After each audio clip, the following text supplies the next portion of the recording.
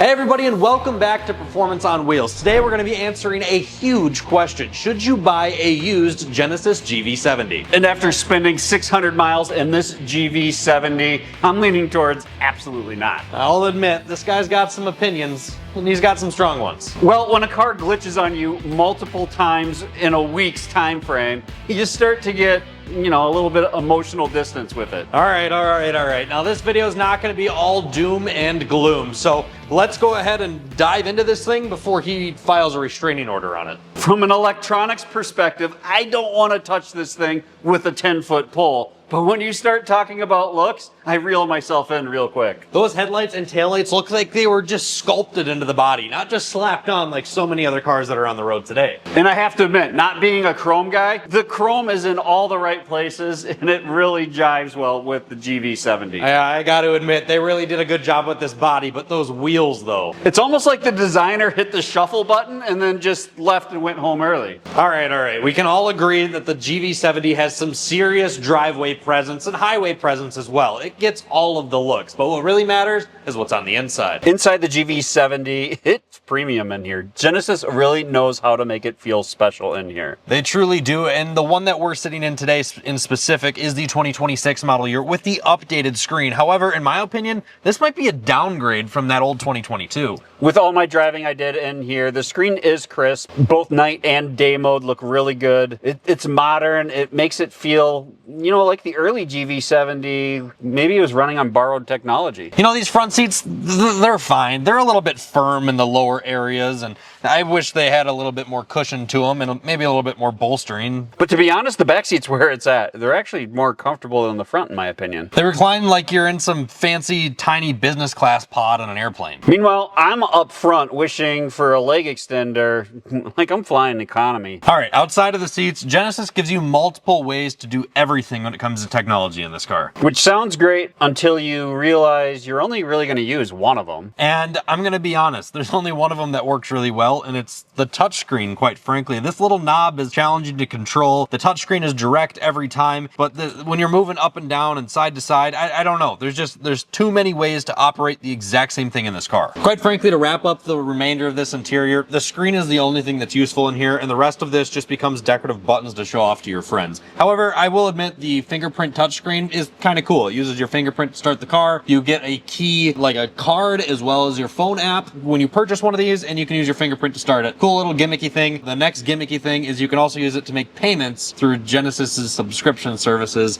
which I think is absolutely hilarious. Oh, and by the way, we are Performance on Wheels. My name is Austin. My dad, Todd, and I, we make all types of different car videos on all types of different cars. You guys have really been enjoying some of our recent videos, but there's still 95% of you that are not hitting that subscribe button. So do us a huge favor, hit that subscribe button. Now let's go set off in this GV70 because the handling is where this car really shines. This thing corners like it's trying to impress your girlfriend's parents. It's balanced, it's planted, there's very little body roll. Genuinely, it is fun to drive. But the powertrain that this one has. So this is the standard. It's the 2.5, which is class leading really. There's 300 horsepower, little over 300 pound-feet of torque. So the numbers are, they're good. There's a lot of pep. But the delivery is jerky and loud. It's like the engine and transmission are arguing about whose turn it is to work. Quick, but not at all smooth. Like drinking a great coffee out of a cracked mug. Now, as much as driving it was a highlight, the fuel economy is most definitely not. The best I saw in the 600 miles, almost all highway, by the way, was 25 miles per gallon. And you were averaging like what, 22, 23? That's entirely true, and it's almost like Mother Nature is just giving me a little tailwind push. And let's not forget to mention premium fuel is also recommended. So this is not a cheap little daily driver per se. That horsepower is class leading, but the gas mileage is actually on the other end of the spectrum. And even though that horsepower is class leading, that transmission feels so dog-like that it just doesn't even matter that it has that much horsepower. The transmission can't keep up with it. Shift by wire. All right, I know you're jumping up and down over there, excited as can be. Let's get to what you want to talk about. Yeah, the Gremlins. Now, during your 600-mile trip, you had what fail on you? Some electrical things. So first thing is Apple CarPlay just completely gone. The map just vanished. The interesting thing was when I tried to capture it on video, it actually showed a road one of the 2 times this happened going all the way across the entire screen, which was interesting. That is interesting. And what about that fancy little climate screen down there?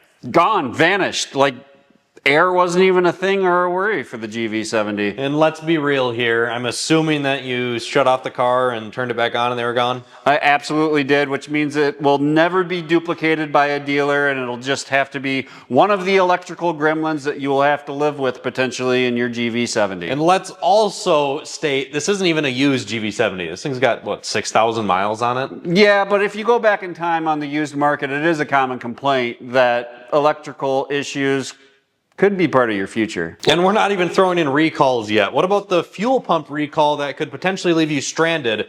That's definitely confidence building. That was actually on both engines as well. They have the higher horsepower engine, not just the 2.5 here. And to be fair, competitors also have their issues.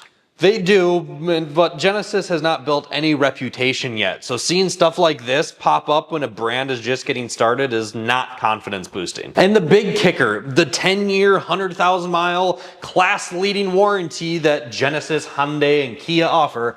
It's gone, evaporated if you buy one used. Yep, just cut in half completely down to a 5-year, 60,000 mile warranty. If you happen to have that remaining still, you do have that warranty. And quite frankly, just my opinion, this isn't a vehicle that I would really want to own outside of not having a warranty. No, and Genesis has this brilliant strategy of, you know, people that buy cars new only have them for approximately 5 years. So their thought process is, let's offer this big warranty to sell people on these cars, but they're going to trade out of them so we don't even have to pay the warranty when it hits those miles.